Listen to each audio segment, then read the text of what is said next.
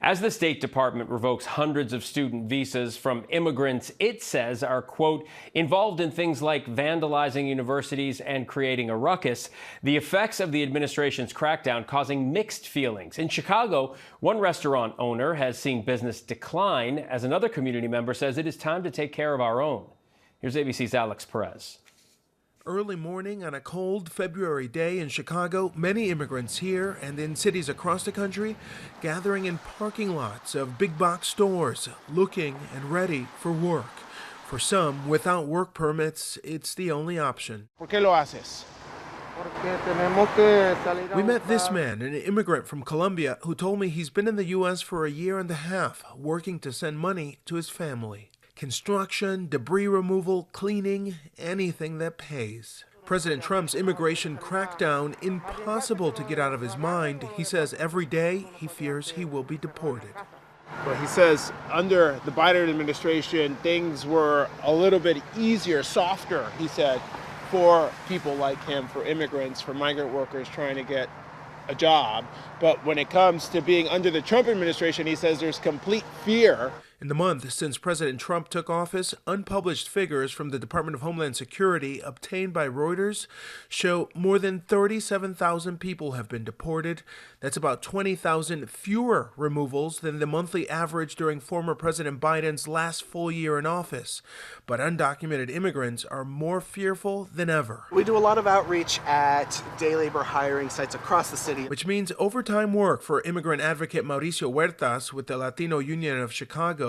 The group works to educate undocumented workers on their rights and protections. I think our biggest fear is that all of this behavior will be normalized and that it won't be rejected for the un-American and frankly vile rhetoric that it is.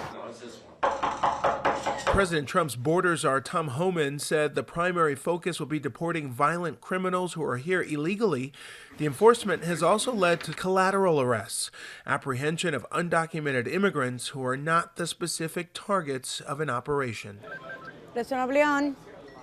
Chicago restaurant owner Laura Gutierrez says those collateral arrests created an avalanche of fear and anxiety in this community for both those with and without documents.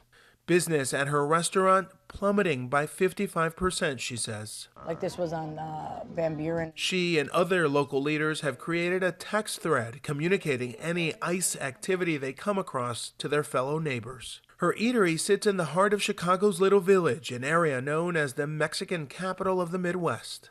People are scared of the migra, as we say in Spanish, Latinos. Which means the immigration The immigration ordinance.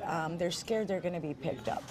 This is a new DOJ. Newly confirmed Attorney General Pam Bondi filing a lawsuit against the state of New York. And if you don't comply with federal law, we will hold you accountable. We did it to Illinois. Strike one. Strike two is New York.